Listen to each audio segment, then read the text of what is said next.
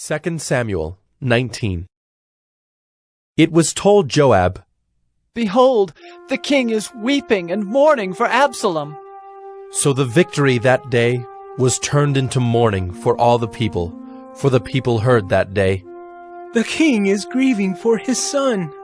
And the people stole into the city that day, as people steal in who are ashamed when they flee in battle. The king covered his face, and the king cried with a loud voice, "Oh, my son Absalom! Oh, Absalom! My son! My son!" Then Joab came into the house to the king and said, "You have today covered with shame the faces of all your servants, who have this day saved your life and the lives of your sons and your daughters and the lives of your wives and your concubines, because you love those who hate you and hate those who love you. For you have made it clear today that commanders and servants are nothing to you. For today I know that if Absalom were alive and all of us were dead today, then you would be pleased. Now therefore arise, go out and speak kindly to your servants, for I swear by the Lord, if you do not go, not a man will stay with you this night, and this will be worse for you than all the evil that has come upon you from your youth until now." Then the king arose and took his seat in the gate, and the people were all told, "Behold, the king is sitting in the gate." and all the people came before the king. Now Israel had fled, every man to his own home.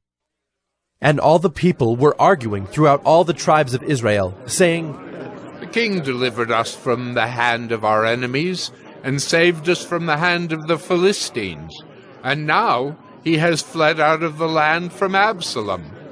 But Absalom, whom we anointed over us, is dead in battle. Now, therefore, why do you say nothing about bringing the king back?" And King David sent this message to Zadok and Abiathar the priests. "Say to the elders of Judah, why should you be the last to bring the king back to his house, when the word of all Israel has come to the king? You are my brothers, you are my bone and my flesh. Why then should you be the last to bring back the king? And say to Mesa, are you not my bone and my flesh? God do so to me and more also, if you are not commander of my army from now on in place of Joab." And he swayed the heart of all the men of Judah as one man, so that they sent word to the king, "Return, both you and all your servants." So the king came back to the Jordan, and Judah came to Gilgal to meet the king and to bring the king over the Jordan. And Shimei, the son of Gera the Benjaminite from Bahurim, hurried to come down with the men of Judah to meet King David. And with him were 1,000 men from Benjamin. And Ziba the servant of the house of Saul, with his 15 sons and his 20 servants, rushed down to the Jordan before the king, and they crossed the ford to bring over the king's household and to do his pleasure. And Shimei the son of Gera fell down before the king as he was about to cross the Jordan, and said to the king, "Let not my lord hold me guilty, or remember how your servant did wrong on the day my lord the king left Jerusalem. Do not let the king take it to heart, for your servant knows that I have sinned.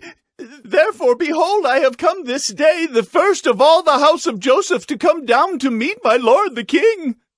Abishai the son of Zeruiah answered, "Shall not Shimei be put to death for this, because he cursed the Lord's anointed?"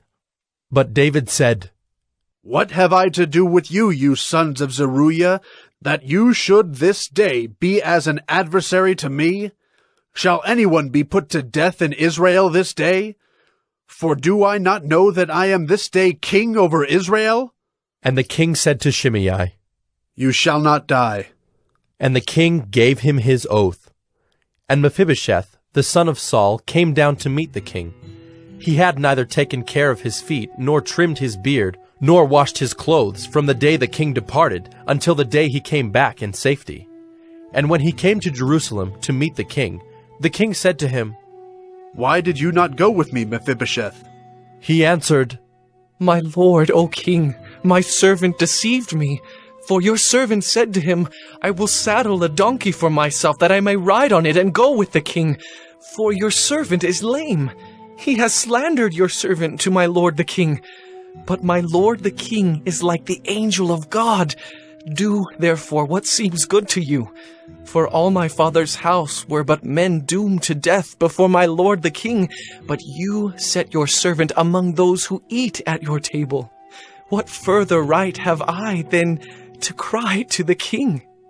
And the king said to him, "Why speak any more of your affairs? I have decided. You and Ziba shall divide the land." And Mephibosheth said to the king, "Oh, let him take it all, since my lord the king has come safely home." Now Barzillai the Gileadite had come down from Rogelim, and he went on with the king to the Jordan to escort him over the Jordan. Barzillai was a very aged man, 80 years old. He had provided the king with food while he stayed at Mahanaim, for he was a very wealthy man.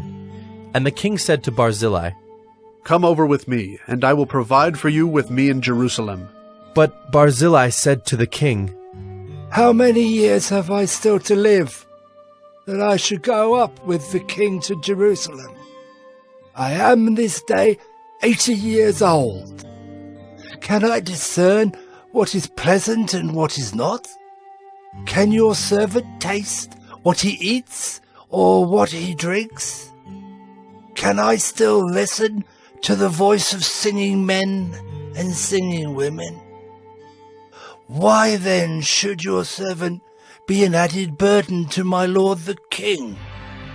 Your servant will go a little way over the Jordan with the king. Why should the king repay me with such a reward? Please let your servant return, that I may die in my own city, near the grave of my father and my mother. But here is your servant Kimham. Let him go over with my lord the king, and do for him whatever seems good to you." And the king answered, "Kimham shall go over with me, and I will do for him whatever seems good to you. And all that you desire of me I will do for you." Then all the people went over the Jordan, and the king went over. And the king kissed Barzillai and blessed him, and he returned to his own home. The king went on to Gilgal, and Kimham went on with him. All the people of Judah, and also half the people of Israel, brought the king on his way. Then all the men of Israel came to the king, and said to the king, "Why have our brothers the men of Judah stolen you away, and brought the king and his household over the Jordan, and all David's men with him?" All the men of Judah answered the men of Israel, "Because the king is our close relative. Why then are you angry over this matter? Have we eaten at all at the king's expense, or has he given us any gift?" And the men of Israel answered the men of Judah, "We have 10 shares in the king, and in David also we have more than you. Why then did you despise us? Were we not the first to speak of bringing back our king?" But the words of the men of Judah were fiercer than the words of the men of Israel.